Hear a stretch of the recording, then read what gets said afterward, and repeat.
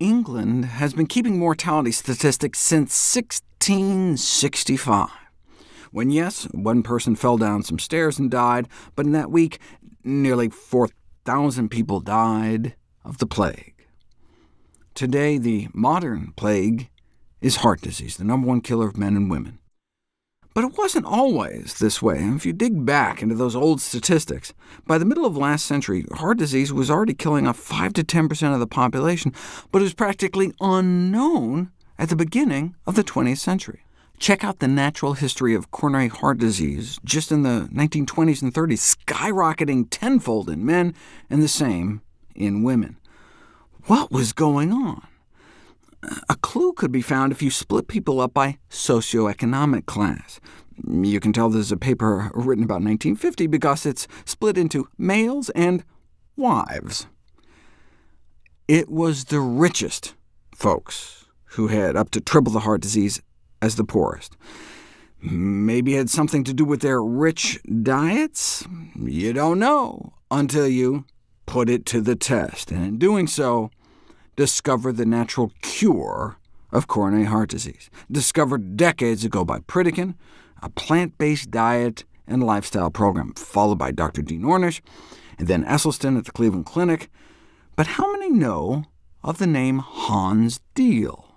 Dr. Diehl was the first director of research at the Pritikin Center back in 1976.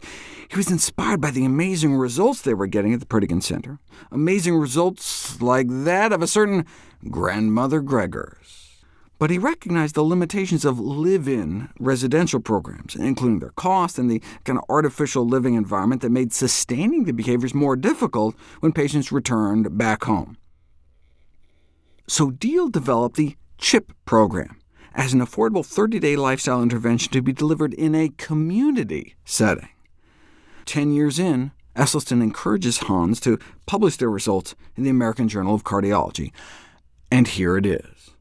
Coronary risk reduction through a community-based lifestyle intervention, famously starting out with a quote from the pioneer of coronary bypass surgery describing it as only a palliative treatment. The only way we're going to stop this epidemic is through prevention. We know vigorous cholesterol lowering can slow, arrest, or even reverse atherosclerosis, but it only works if you do it. Live-in programs work because you can control people's diets, but they're expensive, and people may go back home to toxic food environments. So how about instead of them coming to you, you go to them in the community? The original program was 16 evening sessions over 4 weeks, the major focus being to encourage participants to adopt the optimal diet. They also encourage people to walk a half hour a day, but most importantly, center your diet around whole plant foods. Now, that was the optimal, whole food, plant-based, but the program isn't dogmatic, just encouraging people to move along the spectrum towards incorporating more whole, healthy plant foods into their diets. They didn't provide meals, just advice and encouragement, and 4 weeks later got an average weight loss of about 6 pounds.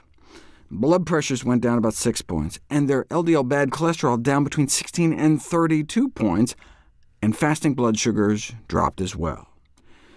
Often, participants were able to decrease or discontinue anti-diabetic, cholesterol-lowering, and blood pressure-lowering medication, making their findings even more extraordinary, better numbers on fewer drugs.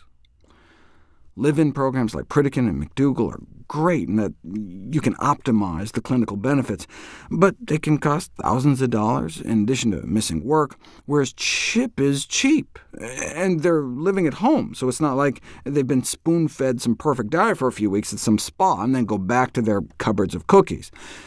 CHIP is a free living program, teaching people how to eat and stay healthy within their home environments. Well, at least that's the theory. And with these remarkable results, we're after just 4 weeks in the program. The true test will be to what extent people adhere to their new lifestyle and sustain their health benefits weeks, months, or even more than a year later, which we'll explore next.